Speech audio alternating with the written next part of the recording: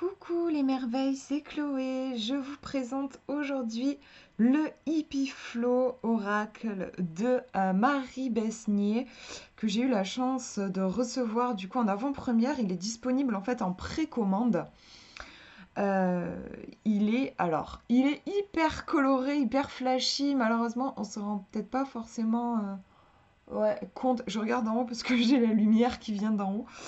Euh, Mais ouais, voilà, il est très coloré, très peps, très sympa pour se booster en fait au niveau des énergies. Voilà, si on se sent un peu morose,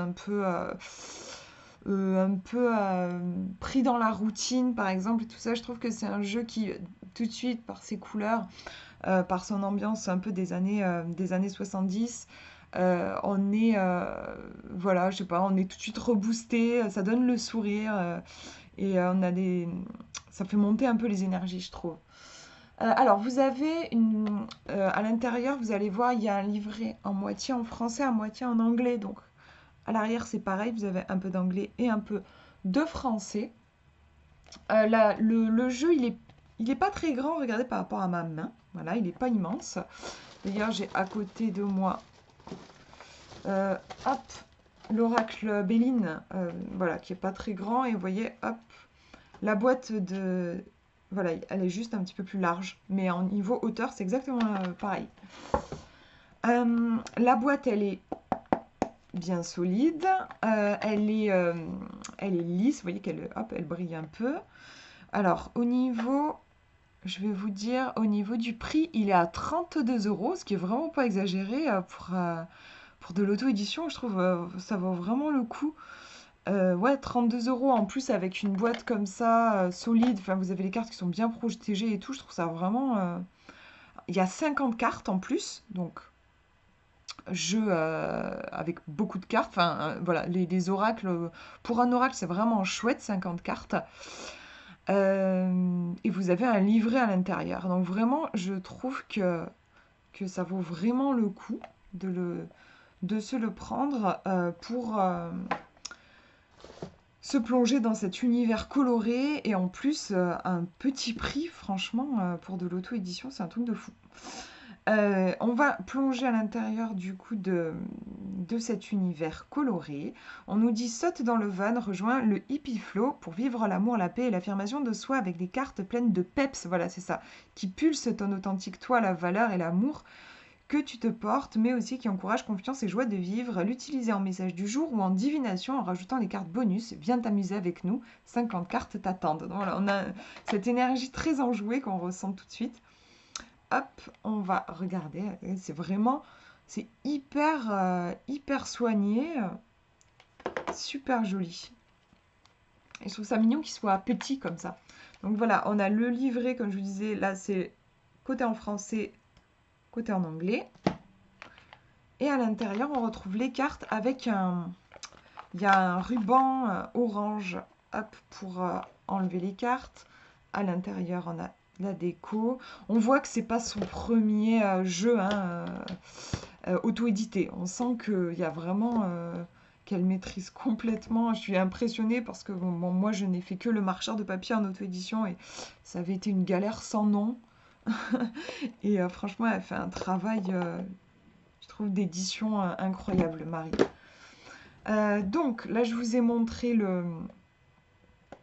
la boîte sous toutes ses coutures. Oui, je vais vous montrer le livret. On regarde les cartes dans un second temps. Donc, côté français, un livret en couleur. Donc ouais, Marie a créé ses éditions. C'est les éditions Atlantis. Elle a fait, je vous disais, elle n'est pas à son premier jeu. Hein. Vous avez l'oracle d'Opale, le grimoire d'Opale qui est magnifique.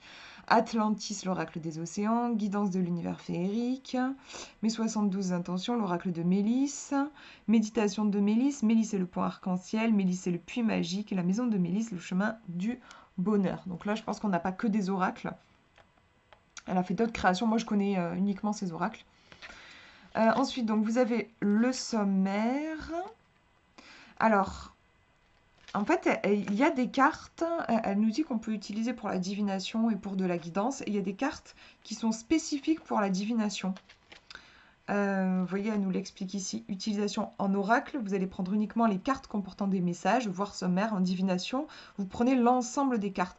Je crois que si vous voulez utiliser que en tant qu'oracle, il me semble que c'est 40 cartes que vous allez prendre en main. Il me semble qu'il y a 10 cartes. Si je dis pas de bêtises, je vais vérifier.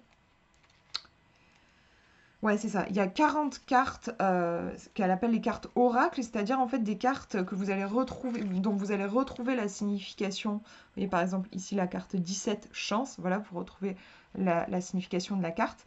Mais ça s'arrête à la 40 maison. Si vous tirez la carte numéro 41, vous n'avez pas la 41. Vous voyez, on tombe sur des notes.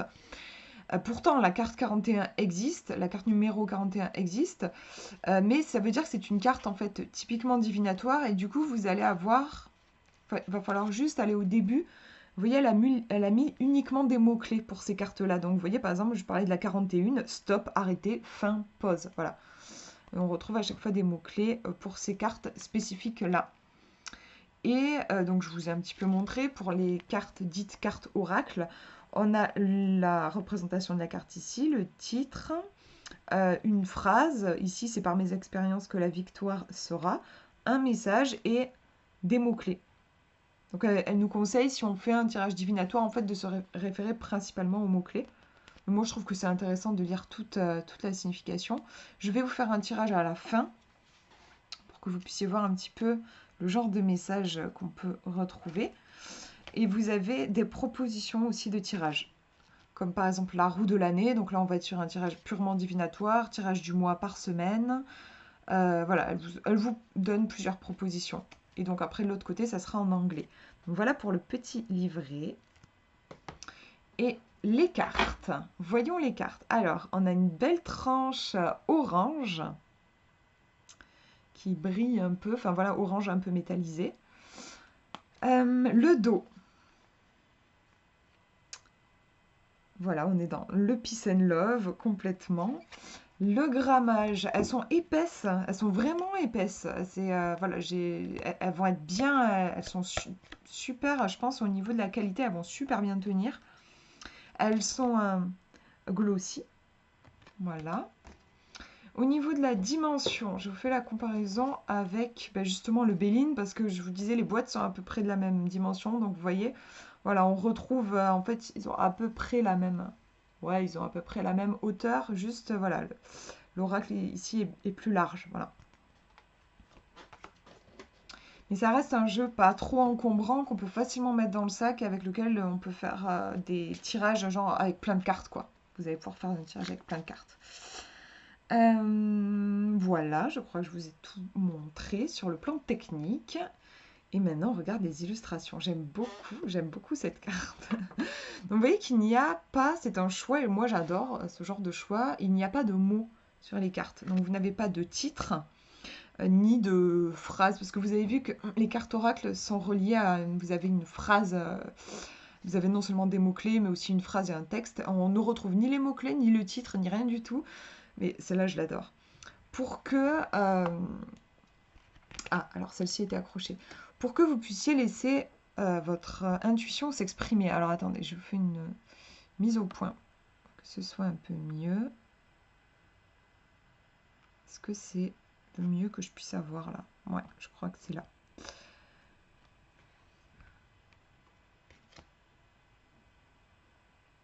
Donc forcément, c'est très très coloré. Voilà, celle-ci par exemple, elle est très intuitive. Celle-ci aussi. Vous voyez, on est dans les 42, là on est à plus de 40, donc c'est les cartes dites divinatoires. Vous voyez, oui, non, ça va répondre à une question bien précise. Alors, est-ce que je vais déménager dans les 3 mois? S'il y a une carte comme ça qui tombe, le message sera assez clair.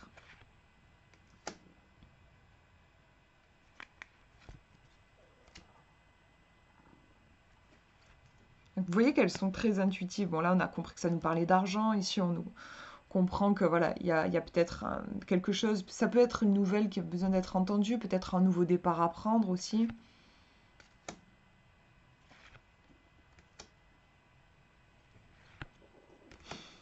J'aime bien celle-là. Mhm. Je la connais pas celle-ci, mais elle vient de nous interroger apparemment. On a le nom. Celle-là, je l'aime beaucoup, forcément. Ici, une notion de timing. Ici, on s'éclate.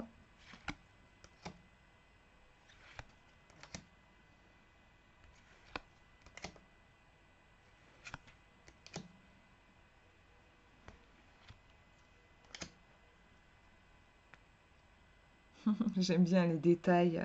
Des fois, il y a des petites choses à lire sur les cartes aussi. Sur les dessins, en fait. L'art d'être soi. J'aime bien.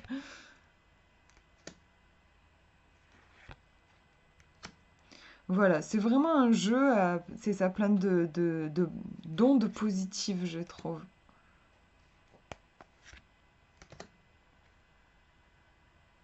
Très très jolie celle-là, j'aime beaucoup beaucoup.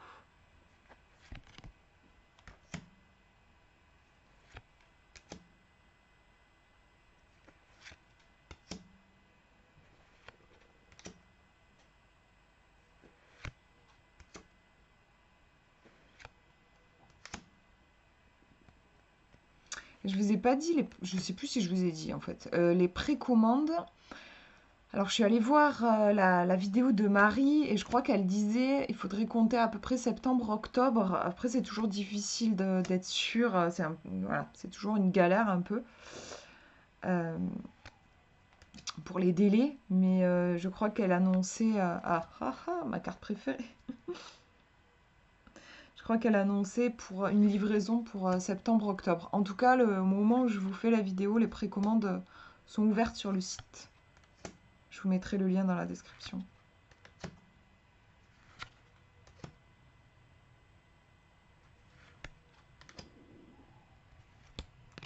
Elle s'accroche un petit peu, vous savez. C'est vrai que je les ai peut-être pas bien. Je les ai peut-être pas bien décollées en fait.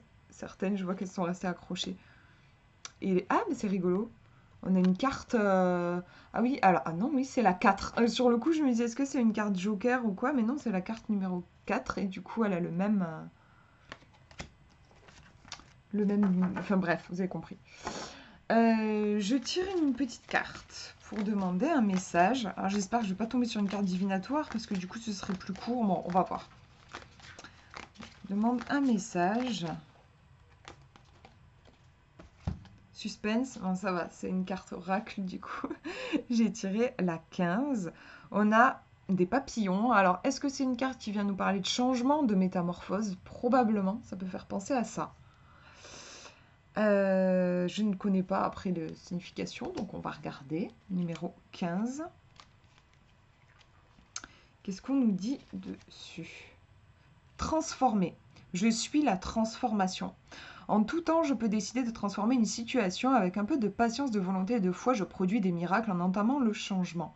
Ainsi, de mon cocon ou de ma zone de confort, je décide de sortir pour déployer mes ailes vers un chemin plus grand pour moi. Je m'envole alors vers de hauts sommets d'accomplissement pour me réaliser grâce à ma transformation intérieure.